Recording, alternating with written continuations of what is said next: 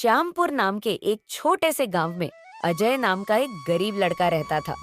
उसके परिवार में उसके साथ उसके बूढ़े माता पिता रहते थे। अजय का परिवार बहुत ही गरीब था। उनके पास ना तो कोई जमीन थी, ना ही खाने के लिए कोई साधन था। अजय दिन भर मजदूरी करता और उससे जो कुछ भी कमा पाता, उसी से अपने पूरे परिवार का पेट भर लेता। यह देखकर अजय के माता पिता बहुत दुखी होते। हमारे पास ना घर है और ना ही अपनी कोई जमीन। हमारा बेटा दिन भर दूसरों के खेतों में मजदूरी करता है और उसके बदले भी उसे बहुत कम पैसे मिलते हैं। हम दोनों अपने बेटे पर बोझ बन रहे हैं। परेशान मत हो सीमा, हमारा बेटा बहुत मेहनती है। भगवान सब देख रहा है। एक दिन हमारा बेटा भी बहुत धन कमाएगा और उसकी सारी परेशानियां दूर हो जाएंगी।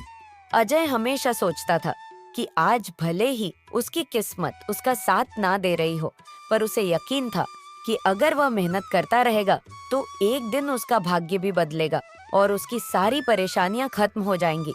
एक दिन अजय लालाराम जमींदार के खेत पर काम कर रहा था। लालाराम पास के एक पेड़ के नीचे बैठा था। अजय अपने काम में लगा हुआ था।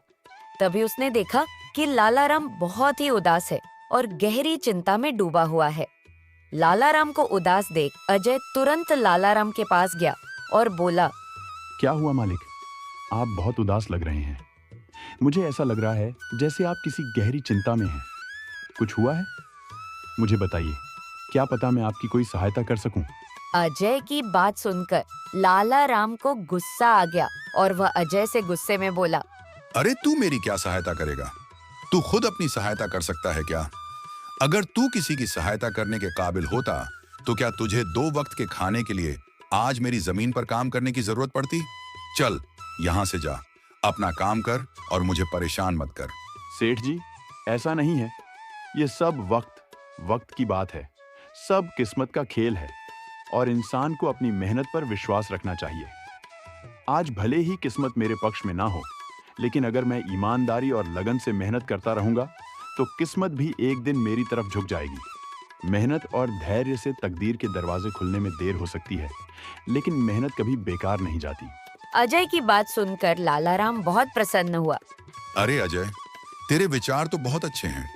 तेरी बातें सुनकर मन को एक सुकून सा मिला है। इतनी परेशानियों में भी तू अपनी जिंदगी खुश होकर काट रहा है। सेठ जी, ये सब मेरे पिता की सीख है।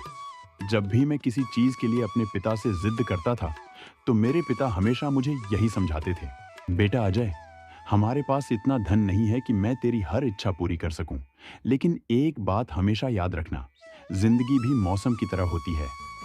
कभी यह धूप की तरह खुशियों से भरी होती है, कभी ठंड की तरह कठिनाइयां लाती है और कभी बारिश की तरह परेशानी आती है। लेकिन जैसे हर मौसम बीत जाता है, वैसे ही जिंदगी के मुश्किल हालात भी गुजर जाते हैं। बस धैर्य और हिम्मत बनाए रखना जरूरी है, क्योंकि एक दिन सब कुछ ठीक हो ही जाता है। अरे वाह, लगता है तेरे पिता बहुत ही नेक इंसान हैं। किसी दिन मैं भी उनसे जरूर मिलूंगा। मालिक, क्या हुआ है? आप एक बार मुझे साफ साफ बताइए। क्या पता आपकी परेशानी का कोई हल मिल ही जाए। अरे अजय, मैं एक बहुत बड़ी परेशानी में फंस गया हूँ। मुझे अपनी परेशानी का कोई भी हल नजर नहीं आ रहा है। सेठ जी, एक बार मुझे बताइए तो सही, क्या पता आपकी परेशानी का कोई हल निकल ही जाए। अजय, हमारे गांव में मेरे पिता की एक पुश्तैनी जमीन थी जो कई पीढ़ियों से हमारे पास थी। उस जमीन पर मेरा और मेरे भाई का हक है, लेकिन अब गांव के ही 2 बाप और उनके बेटों ने उस जमीन पर जबरदस्ती कब्जा कर लिया है। मैंने सोचा था कि पुलिस थाने में जाकर केस दर्ज कराऊं, लेकिन गांव के बहुत बड़े बड़े और रसूखदार लोग उनके साथ खड़े हैं। मैं कितनी भी कोशिश कर लूं, लेकिन उनका कुछ नहीं बिगाड़ पा रहा हूं। अब तो उन्होंने उस जमीन पर खेती भी शुरू कर दी है और हम बस देख रहे हैं। मेरे पिता की पुश्तैनी जमीन जो हमारी थी, वो मेरी आंखों के सामने मुझसे छीनी जा रही है। मैं बहुत परेशान हूँ। समझ नहीं आ रहा कि अब क्या करूं, किसके पास जाऊं। आप सही कह रहे हैं सेठ जी। अगर आप कानून का सहारा लेकर भी अपनी जमीन को वापस लेने की कोशिश करेंगे तो भी आप उनका कुछ नहीं कर पाएंगे। हाँ अजय, अब तू ही बता, मैं अब क्या करूं। मैं तो सोच सोच कर परेशान हो गया हूँ। मेरी पुश्तैनी जमीन छीनी जा रही है और मैं कुछ भी नहीं कर पा रहा। अजय ने कुछ देर सोचा और कहा, मालिक, आप चिंता मत कीजिए। हर परेशानी का कोई न कोई हल जरूर होता है। अगर आप चाहें तो एक तरीका है जिससे आप अपनी जमीन वापस पा सकते हैं। अगर ऐसा कोई तरीका है तो जल्दी बताओ। अजय, वह क्या तरीका है? अजय ने लालाराम को अपनी सारी तरकीब पूरी तरह समझा दी। तरकीब सुनकर लालाराम अजय से कहता है, अरे वाह अजय, तू तो बहुत समझदार है। तूने तो बहुत अच्छी तरकीब बताई है। ऐसे तो मेरी जमीन मुझे जरूर मिल जाएगी। मैं तुझसे वादा करता हूँ, अगर तेरी यह योजना सफल हुई तो मैं अपनी जमीन का एक हिस्सा तेरे नाम कर दूंगा। अरे मालिक, आप ऐसा क्यों कह रहे हैं? आप मेरे मालिक हैं। आपकी वजह से ही मुझे अपने घर के लिए 2 वक्त का खाना मिलता है। आपकी मदद करना मेरा फर्ज है। मुझे आपकी जमीन नहीं चाहिए, ठीक है? अजय, तुम बहुत नेक इंसान हो। कल से तुम इस काम पर लग जाओ।